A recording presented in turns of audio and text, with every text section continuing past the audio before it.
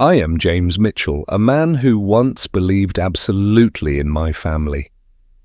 I love my wife, Sophie, and always thought we had a happy life together. But then things began to change, and I didn't realize it until it was too late. With each passing day, I felt something was off. Sophie stopped spending time with our family like she used to. Sometimes she'd come home late, and many evenings she was just absent. She said it was work, but when I tried to ask about the meetings or projects she was involved in, she always dodged my questions. I began to wonder, had her job become an excuse to avoid me? One evening, I decided to check her phone. Every instinct in me screamed not to do it, but the doubts were unbearable. She'd left her phone on the table while she went to shower, and I couldn't resist. As I scrolled through her messages, one name kept popping up: Ryan. I'd heard about him before, but I never thought anything suspicious of it. I opened one of the messages. "We're still on for this weekend, right? I miss you." My heart stopped.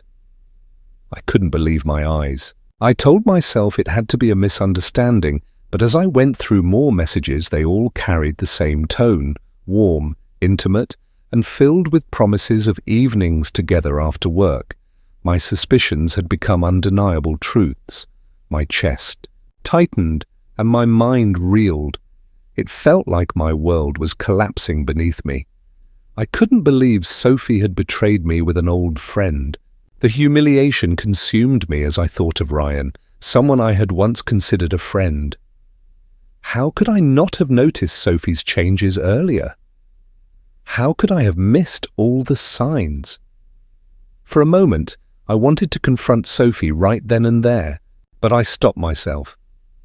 I needed to be certain. I needed clear evidence to avoid doing something I'd regret. I decided to observe her for a few more days to see if she would continue hiding things from me. I couldn't let myself be fooled anymore. The following days were filled with unbearable tension. Every time Sophie left the house, a wave of anxiety washed over me. The unanswered calls and texts were like living in a nightmare. One day, Sophie told me she had to meet a business partner to discuss a big project, but I noticed something different. She dressed up more than usual, did her makeup, and styled her hair before leaving. The reason for her frequent outings had become obvious: she was meeting Ryan. As soon as she left, I decided to follow her. I couldn't just sit at home anymore. I needed to know the truth. At that moment, I wasn't thinking about the consequences of my actions. I only knew I had to find clarity. I drove behind her, keeping a safe distance, trying not to be noticed. She drove to a suburban area, stopping at a small cafe. I parked discreetly and watched. Not long after, Ryan arrived. They greeted each other warmly and sat down at a secluded corner table. They didn't realize I was watching. Every touch, every smile they exchanged felt like a knife stabbing into my heart. I could hardly breathe. Their closeness, their comfort with each other, it was undeniable. They were in love. Rage surged through me, but so did an indescribable pain and humiliation. I sat there watching them, consumed by a single thought. I had been betrayed, not just by my wife, but by a friend. Ryan was someone I had trusted, someone I had welcomed into family gatherings, someone I had shared stories with at dinner parties.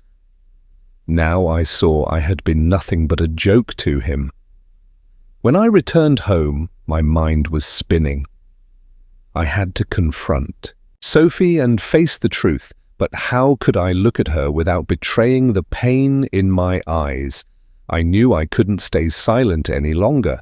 The truth couldn't stay hidden any longer.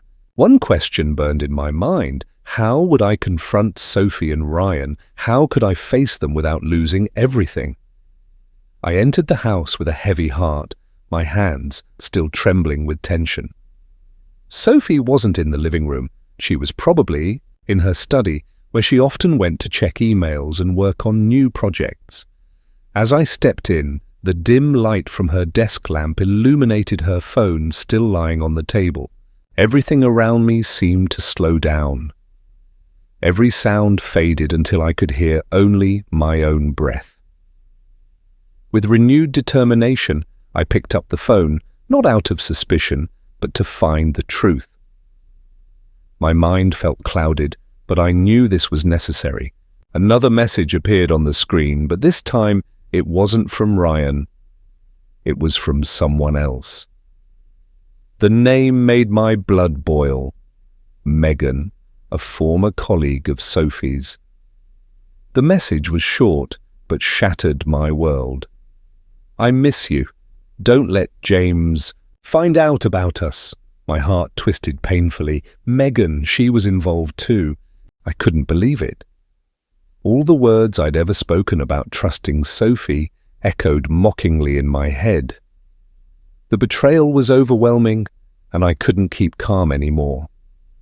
The world felt like it had flipped upside down. I sank into a chair, still, holding Sophie's phone, unable to comprehend what I was seeing. Ryan and now Megan, they had all deceived me. How long had I been living in this web of lies?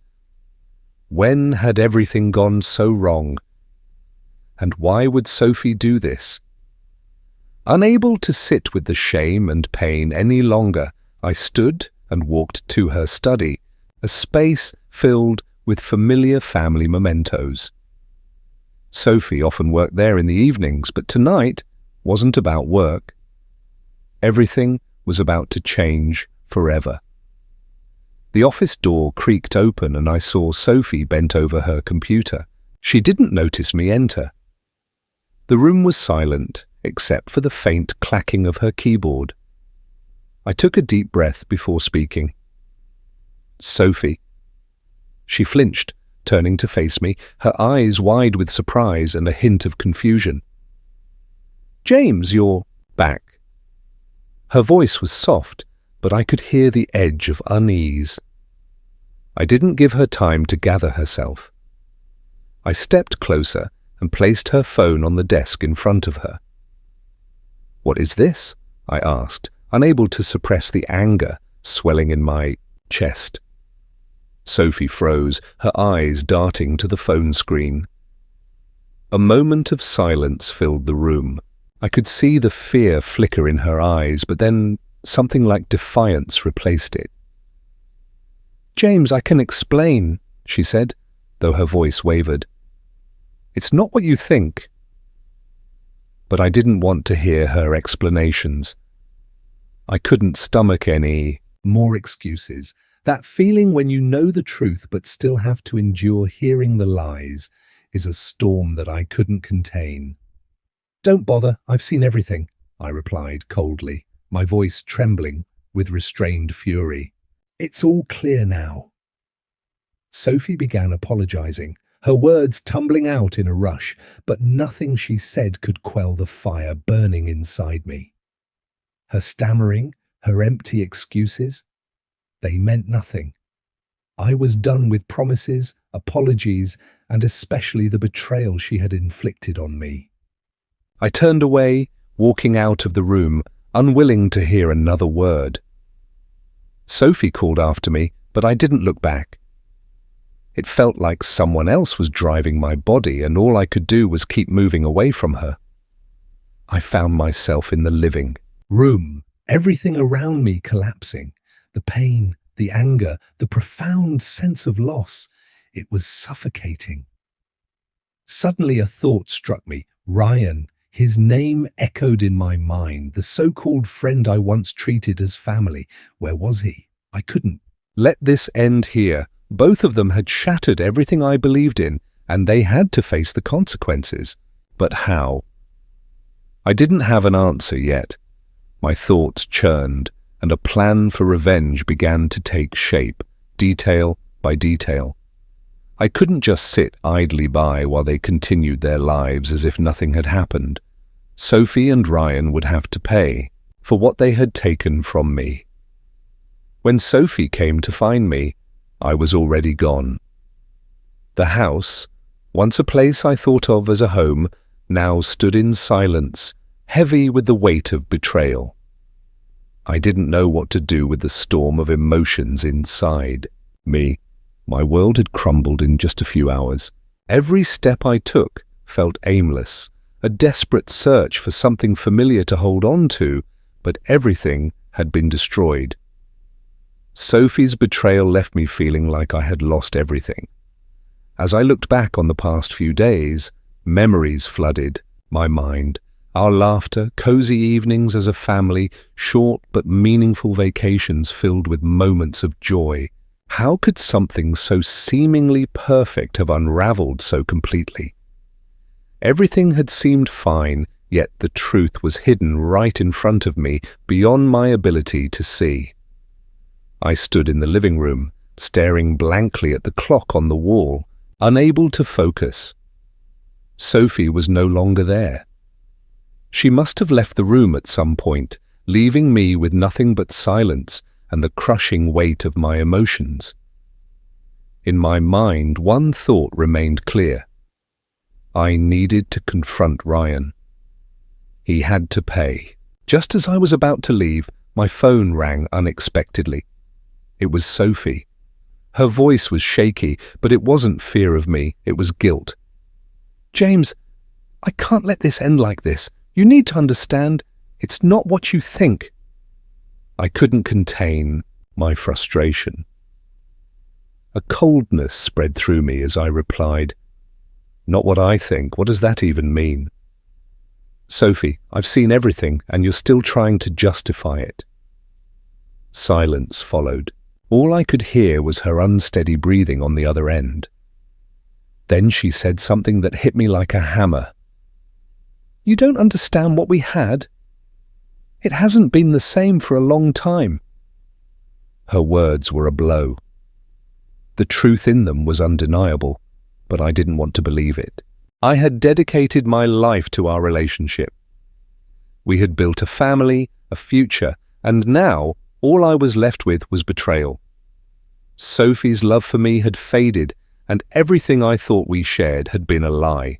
"I don't need any more excuses, Sophie. There's nothing left for you to explain," I said, my voice devoid of emotion. I ended the call and walked out the door, unwilling to hear another apology. As I drove through familiar streets, every turn reminded me of happier times. All of it was gone now. I no longer saw the family photos on the walls or heard the laughter of our daughter, Lily. I had lost everything, and I couldn't let it end with just an apology. Ryan, his name kept ringing in my head. I had to see him. That was all I could focus on. He wasn't just a betrayer. He was someone I had once trusted. He needed to face the consequences. When I arrived at Ryan's house, my heart pounded in my chest. I didn't know what I was going to do, but I felt a surge of determination. This was my moment to reclaim everything I had lost, not just my family, but my dignity. I stood in his front yard, looking at the lit window. Ryan had toyed with my life. I did not knock on the door. I didn't need an invitation to make him face me. I knew that once I stepped inside, nothing would ever be the same again. Circling around to the back, I found a small window, slightly ajar, just enough for me to climb through. At that moment, reason no longer mattered. I only wanted to confront the truth and make my decision.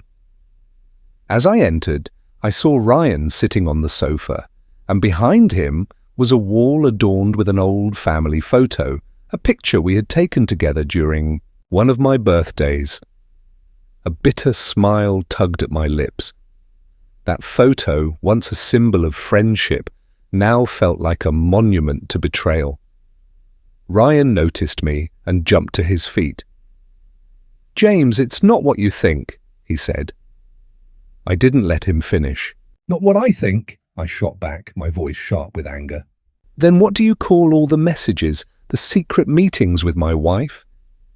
You didn't just betray me, Ryan. You destroyed my family."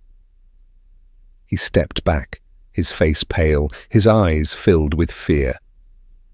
"James, I'm sorry." I didn't want his apology. It held no value to me anymore. In my eyes, Ryan wasn't my friend. He was my enemy. I stepped closer, unable to contain myself any longer. My fist collided with his face, sending him sprawling onto the floor. The punch didn't bring relief. It only left me feeling emptier than before. Ryan stayed on the ground, groaning in pain, unable to respond. I knew there was nothing else I could do or say to make this right. He had done something unforgivable, and now I stood at a crossroads. "I've lost my family because of you," I said, coldly, my voice heavy with anger and resentment, "and I won't let you walk away from this unscathed." I turned and walked out, leaving Ryan on the floor of his hollow house. It felt like the start of an endless night. What I had done couldn't be undone, but I knew this was only the beginning, a path filled with difficult choices and consequences I couldn't predict. One thing was certain: I wasn't going to stop. The rage and betrayal still clung to me, even as I got back into my car. Every glance at the rearview mirror showed the reflection of a man I barely recognized. I was no longer James Mitchell, the husband, the father, the man who worked tirelessly to keep his family together. I was a man betrayed with only one goal left: revenge. That night I couldn't sleep. My entire body felt taut, as if the anger was building with every passing moment. I didn't just want to ruin Ryan's life. A part of me wanted him to feel everything I was experiencing. This pain couldn't just come and go. If I had to endure it, so would they. Plans began to form in my mind, step by calculated step. I wasn't impulsive. I didn't want to act in a way that would leave me exposed. But I knew the truth couldn't stay buried for long. Ryan would pay for what he had done, and I would ensure he lost everything, just as I had lost my family. I started by undermining Ryan's reputation at work. I'd known for a while that he was ambitious, always striving for promotions, but I also knew he hadn't earned his current position through hard work. I began exposing his weaknesses, carefully leaking minor mistakes and discrepancies I knew about to his superiors. I made anonymous calls to key people in his company, planting doubts about his competence. It wasn't drastic, but it was enough to erode their trust in him. As for Sophie, she would face the consequences of her actions too. I never imagined I'd do this, but I had nothing left to lose. She needed to learn that life couldn't simply go on as if nothing had happened. I reached out to her close friends, the ones she considered her inner circle, subtly planting seeds of doubt about her character. I hinted at her affair with Ryan, weaving it into casual conversations.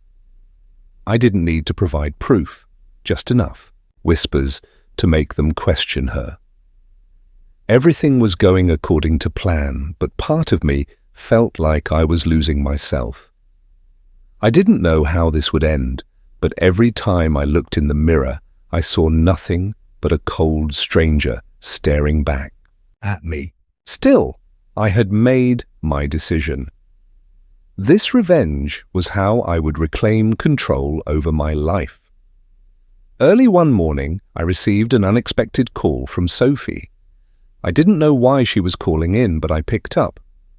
All I felt was exhaustion, as if this conversation was just another part of the process. "James, I want to meet. We need to talk," she said, her voice trembling. I could hear the anxiety in her tone, the fear of what she knew I might do. "Talk?" I replied, my voice icy. "We have nothing to talk about, Sophie. It's all clear now." "You've hurt me more than I ever thought possible." Her silence was heavy, broken only by the sound of her unsteady breathing. Finally, she spoke again, her voice soft and weak. "You can't just ignore me forever, James. You can't just walk away like this." I felt an odd mix of pain and detachment. Between the hurt and the cold resolve, all I could feel was emptiness. But I knew one thing: I was not done. If I stopped now, everything would have been for nothing. "I don't have to listen to anything you say," I said firmly. "Not anymore. You left first." I interrupted coldly. "You left the moment you chose to betray me. What's left is just me and the decisions I have to face." She was silent for a moment, perhaps unsure of what to say. Finally, she sighed and hung up. I didn't feel relief or satisfaction. All that remained was an emptiness, as if I had lost something vital that could never be recovered. Right after the call, I decided to take a critical step in my plan. I would confront Ryan one more time, not to hit him again, not to do anything drastic, simply to make sure he understood that he couldn't move on so easily. I had mapped out this meeting, and I was determined to ensure he realized that I was the last person he ever wanted as an enemy. As I stood outside Ryan's front door, my heart began to pound. This conversation would be a turning point. I knew everything would change after this moment. Standing there, I felt neither excitement nor anticipation, only a hollow sense of inevitability, as though I had stepped onto a path with no way back. Everything felt poised at a crossroads, and I had no idea where my life would lead from here. I knocked on the door. Footsteps approached from inside, and soon the door opened. Ryan stood there, his eyes red, likely from the pain of the punch. I delivered days earlier, but this time there was no defiance or arrogance. His expression was filled with fear. "James," he said, his voice trembling, "I don't know what to say." "I'm sorry." I stood motionless, saying nothing. His apology was meaningless to me now. His regret held no value. It was far too late for that. "I don't need your apology," I said, my voice cold as ice. "What you need to understand is that what you've done will never be forgotten." Ryan opened his mouth as if to respond, but stopped short, remaining silent. He stood there, powerless to resist, and in that moment I realized something. I didn't need to do anything more. I had done enough to ensure he understood the cost of his betrayal. But I also didn't want to be the kind of person who destroyed others' lives, even if they deserved it. "I didn't come here to hurt you again," I continued, my tone now softer. "I just wanted you to know that I'm done. I don't need revenge anymore. I just need this to end so I can move on." I turned and walked away from his house without looking back. A strange sense of relief washed over me, but it was accompanied by an inexplicable emptiness. My life had completely changed, but not in the way I had hoped. Revenge hadn't brought me peace. It had only made me feel more hollow. When I returned home, I didn't feel triumph or satisfaction. I couldn't blame Sophie or Ryan anymore. They had done what they believed was right in those moments, but now I understood that every action comes with consequences. Sometimes actions born of anger only bring more pain, and I had learned this lesson the hard way. Sophie wasn't home when I arrived. She had left, taking her belongings and the memories with her, leaving only silence behind. I no longer wanted to find her, apologize, or hear her explanations. She had chosen her path, and now I had to choose mine. As for me, I decided to start over, to leave behind all the pain and hatred. I wouldn't let those feelings control my life anymore. No matter how difficult it was, no matter how much I had to wrestle with myself, I wouldn't let the past drag me down. Life would go on. I would continue working, taking care of Lily, and finding myself again. I didn't need a relationship to feel whole. I wouldn't return to Sophie, nor would I regret my decision to leave her. All I needed was a chance to rebuild from the shattered pieces of who I once was. Revenge doesn't bring peace. Nothing can change the past, and holding on to anger only deepens the wounds. Sometimes forgiveness isn't for others. It's for ourselves, so we can live without being enslaved by the past. I didn't need Sophie or Ryan's forgiveness. I just needed to forgive myself and learn how to move forward. And that is the end of this story.